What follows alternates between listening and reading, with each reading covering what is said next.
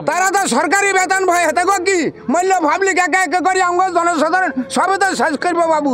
এই ছেলেগুলি মারা গেছে শুধু ডিপার্টমেন্টের কারণে, তাদের গাফিলতি।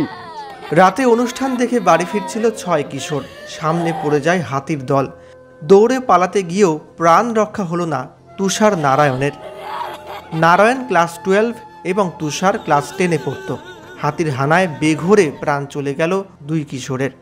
শোকের ছায়া নেমেছে এলাকায়, কান্নায় ভেঙে পড়েছেন পরিবারের লোকেরা। রাজগঞ্জের মান্তাদারি অঞ্চলে ফের মর্মান্তিক ঘটনার সাক্ষী রইল গ্রামবাসীরা।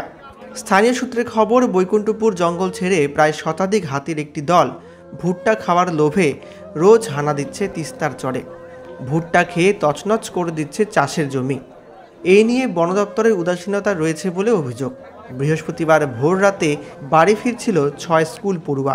পথেই দুধিয়া গ্রামে আচমকা হাতির দল সামনে এসে পড়ে। 4 জন পালিয়ে বাঁচতে পারলেও হাতির আক্রমণে ঘটনাস্থলেই প্রাণ হারায় 2 কিশোর। আশেপাশের লোকজন ছুটে এলেও ততক্ষণে সব শেষ।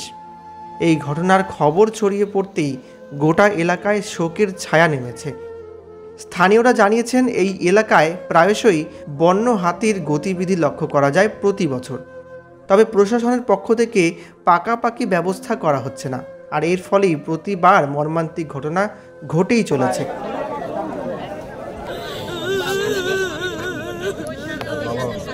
ডিপার্টমেন্ট বলে যে এখন হাতি নাই, তোরা চলে যা। যখন এরা এখানে 6 জন একলাগে আসতে আছে, হাতি এখানে নারকেল গাছ খাইয়াই এই সিনের আওলে ছিল, ওকে আবস ভাইয়ে দৌড়ে যাইয়ে 2 জনকে ধরি ফেলাইছে। আর 4 জন দৌড়াই ওই তিনটা জাপ দিয়ে জানে বাঁচি গেছে। মনে করেন এই সময় 12টা 1টা বাজে। হ্যাঁ, প্রতিদিন হাতি আছে। ডিপার্টমেন্ট গাফিলতি করি কোনো অ্যাকশন নেয় না। ডিপার্টমেন্টের আমরা দেখাই দিই, স্যার আপনারা গুলি দিয়ে ফাঁকাবাজ করে না। আমি একদিন এরকমও বলেছি, ওইখানে হাতিয়াই স্যার আপনি মেয়ে ছেলের পিছিয়ে পিছিয়ে আনেন, আপনারা হাতিয়া ধরে আমি একটা বন্দুক কান্দে থাকি, আপনি একটা ফাঁকাবাজও করলেন না, তখন মাথা না। কালকে যদি মনে করেন যে বনদপ্তর আগায় দিত 2 জন ছেলে, তাহলে এই ঘটনা হইতো না। যদি এই ডিপার্টমেন্টে যদি আজ্ঞা দিতে এই 2টা ছেলে মারা যাইতো না। এই ছেলেগুলি মারা গেছে শুধু ডিপার্টমেন্টের কারণে, তাদের গাফিলতি। তারা তো সরকারি বেতন ভাই হাতে কি মূল্য ভাবলি একে একে করি আমরা। হ্যাঁ,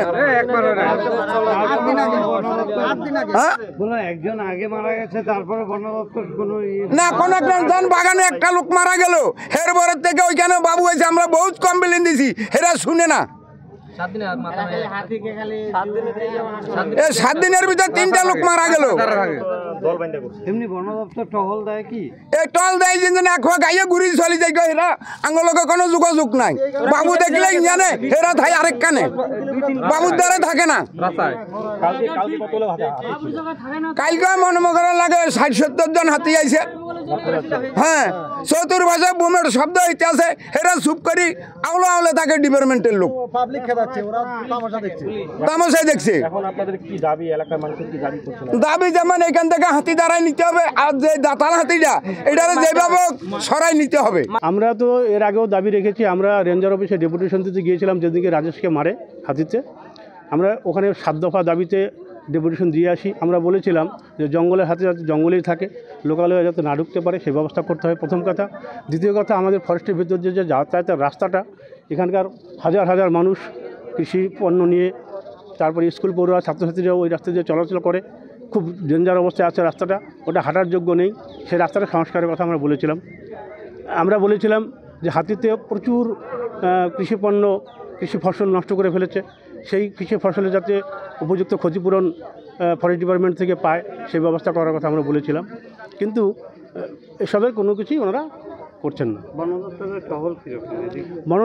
দপ্তরের টহল তো 2 দিন 3 দিন ছিলই না, এখন যাও টহল দিচ্ছে এটা পর্যাপ্ত নয়। হ্যাঁ, অনেক হাতি নামছে এখানে, একটা গাড়ি ঘুরছে, সে যদি এখানে থাকে 2 কিলোমিটার ওদিকে হাতি নামছে, এরকম একটা অবস্থায় আছে।